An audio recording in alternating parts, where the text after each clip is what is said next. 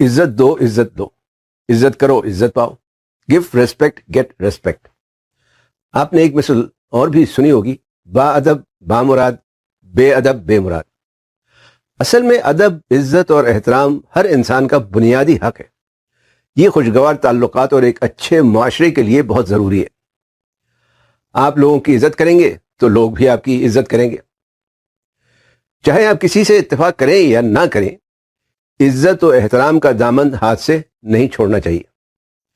سوال یہ ہے کہ عزت کا اظہار کیسے ہوتا ہے، اس کے کیا فائدے ہیں، اور اس کے لیے کن کن چیزوں کا خیال رکھنا چاہیے. کیا آپ جانتے ہیں کہ جاپان میں پہلے 5 سال بچوں کو صرف ادب و آداب سکھایا جاتا ہے؟ جاپانی معاشرہ عزت و احترام کے گرد گھومتا ہے.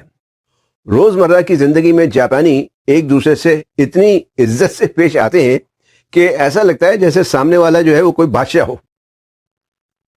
جاپانی بچوں کو پہلے 5 سال اٹھنے، بیٹھنے، کھانے پینے، چلنے پھرنے اور حوائج ضروریہ کے ادب و آداب سکھاتے ہیں. اساتذہ، والدین اور عزیز و اقارب سے کیسے پیش آنا ہے ان کو بتایا جاتا ہے. صفائی ستھرائی سکھائی جاتی ہے. اور جب یہ سن بلوغت کو پہنچتے ہیں تو انہیں دیگر مضامین کے ساتھ ساتھ ایک نئی جاپانی زبان سکھائی جاتی ہے جو کہ کیگو یا کائیگو کہلاتی ہے. روزمرہ زبان سے ہٹ کر یہ ایک ذرا مختلف زبان ہے جو خاص طور پر اساتذہ اور بزرگوں کے لیے استعمال ہوتی ہے. آپ نے دیکھا ہوگا کہ جاپانی جب اپنے بڑوں سے ملتے ہیں یا کسی سے بھی آمنے سامنے جب ملتے ہیں تو باقاعدہ سر جھکا کر ملتے ہیں. جاپانی معاشرہ ایک بہترین مثال ہے جس کی بنیاد باہمی عزت و وقار یا عزت و احترام پر ہے.